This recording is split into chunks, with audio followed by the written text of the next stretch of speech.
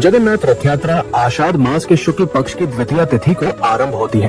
ये 9 दिवसीय उत्सव भगवान जगन्नाथ, उनके बड़े भाई बलभद्र अथवा बलराम और बहन सुभद्रा को समर्पित है।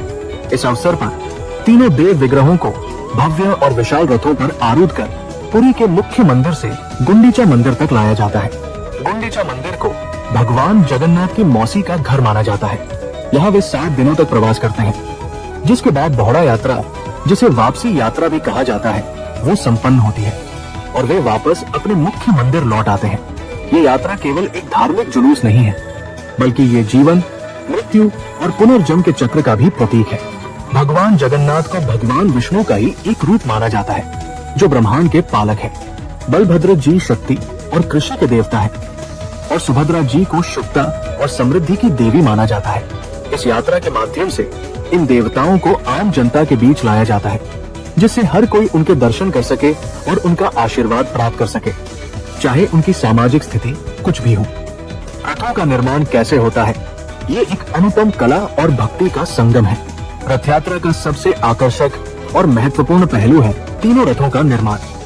ये रथ हर साल नए सिरे से बनाए जाते हैं और इनमें लकड़ी का प्रयोग किया जाता है। रथों के निर्माण में किसी भी धातु की कील या पेंच का इस्तेमाल नहीं होता।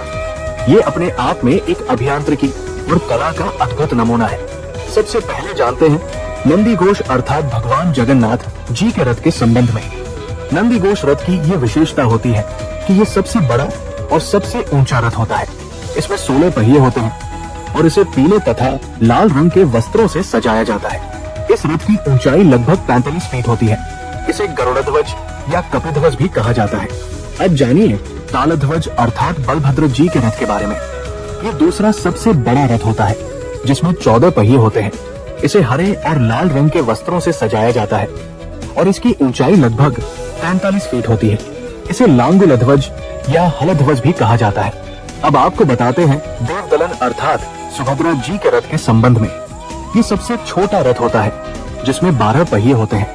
इसे काले या नीले और लाल रंग के वस्त्रों से सजाया जाता है और इसकी ऊंचाई लगभग 42 फीट होती है। इसे पद्मध्वज या दर्पदलन भी कहा जाता है।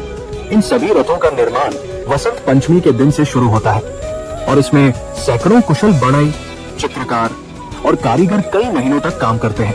प्रत्येक रथ में एक विशिष्ट ध्वज, सारथी, घोड़े और द्वारपाल होते हैं। रथों पर देवी देवताओं, गंधर्वों और अन्य पौराणिक आकृतियों के जटिल और सुंदर चित्र उकेरे जाते हैं, जो उड़िया कला और संस्कृति का उत्कृष्ट उदाहरण प्रस्तुत करते हैं।